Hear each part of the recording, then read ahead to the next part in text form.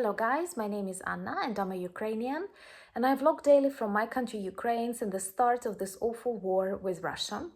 And in my videos I try to tell you more about my country, to explain you the things that are happening right now here, and maybe to clarify some facts from our history and past.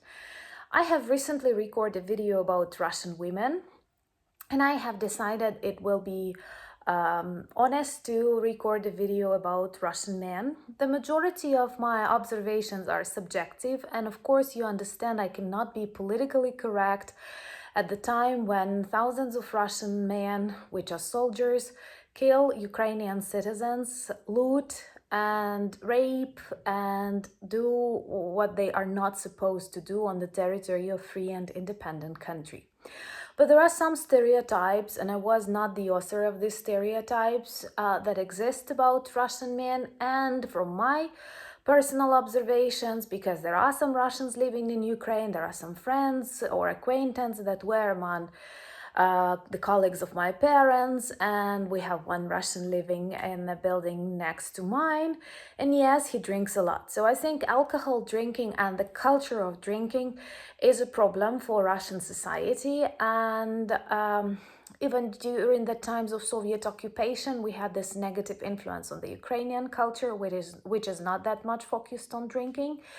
And among the generations of my parents, it was pretty problematic to say no if you really don't want to drink, and you could get lots of questions like, why are you ill? And this is something totally abnormal in my generation, and I see that the more we live independently, the more people choose healthy lifestyle. But drinking is a part of Russian culture, and when you listen to the politicians, including Putin, I don't think he drinks a lot, because KGB agents know how to control themselves. But when you listen to him talking on various events, they don't treat alcoholism as a problem, they more treat it as a reality of Russia, and somehow try to describe it as a strength and not weakness in general. Also, when we understand there is no true partnership or gender equality in Russia, there are lots of problems that men face. And one of them is they are not supposed to demonstrate their emotions, because any demonstration of emotions can be treated as weakness, and the man is not strong enough. But somehow the Russian understanding of strength is very similar to violence. And even in the comments to my videos, I noticed that some people who are Russian trolls or who support Russia, they try to persuade me that Russia wins this war because they are so violent in Irpin, in Bucha, or elsewhere. I don't see violence as strength. Strength is something different. Strength is logic. Strength is, even physical strength is not about violence. It's a smart combination of different qualities that lead to smart decisions. And this is not what Russian army demonstrates here. And the same is their men, many of them perhaps hide their emotions in drinking vodka, making others drink. Also, in the military, the relations are difficult, I think, in many countries and in many cultures, because people are working under stress. But in Russian army, this thing that they call dedovshchina, the older ones always suppress the younger ones. They do not support them, they do not teach them, but they make them do various stupid things. For example, clean toilets with toothbrushes. And there are lots of jokes and films based on that. So disrespect, violence, very often is synonymic to strength.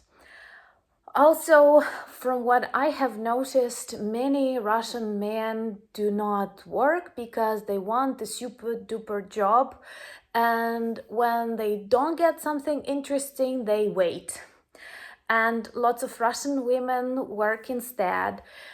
That's why perhaps many of you notice them on various dating web pages, because they are looking for support, and it's not always moral support or partnership, but the material support.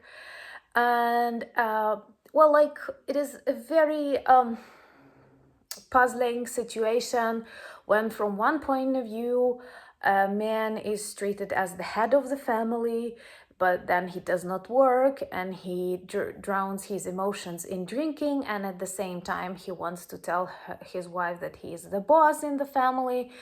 And now, when we see various announcements, and as they fail on the Russian troops fail on the territory of Ukraine, they need more and more soldiers, and they try to invite people to the Russian armed forces, and they have lots of notices in various regions of Russia, and they describe this chance to come and fight on the territory of Ukraine as a chance to become rich. And so looting and stealing Ukrainian t-shirts, Ukrainian microwaves and televisions is treated as a chance for Russian soldiers to become rich.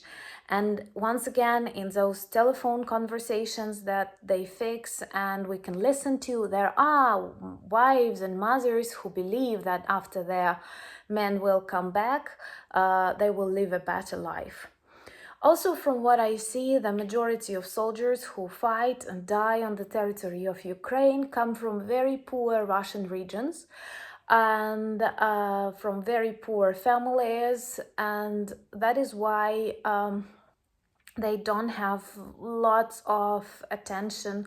Perhaps they make this choice on purpose, and they rarely take men from Moscow, St. Petersburg regions, but mainly from depressive regions of Russia, where people are not well organized, and I don't know, like poverty, alcoholism distracts people attention, and they do feel that the chance to see Ukraine to steal something, like, you know, we have this joke, to see Paris and die. There's something similar to see Ukraine and die. And that's what they do. And they are surprised at the level our armed forces are equipped, and they even steal underwear. So there were lots of Russian soldiers' corpses wearing the underwear of Ukrainian armed forces because it's better constructed or whatever. But like, so in general, I think that not only the situation with women and their rights in Ukraine, in Russia, is a problem, but also the attitude and the stereotypes that exist about a man that is supposed to be a leader and is supposed to be violent and drinks and loots. And of course, not all people are like that, but from what we see, from how Russia acts in this war, and in general how they treat all the world as an enemy, it definitely demonstrates that lots of wrong tendencies, lots of wrong things are happening there. If you have some questions, please feel free to put them under this video. Once again, thank you for your subscriptions, thank you for your replies and conversations that we have, and Slava Ukraini!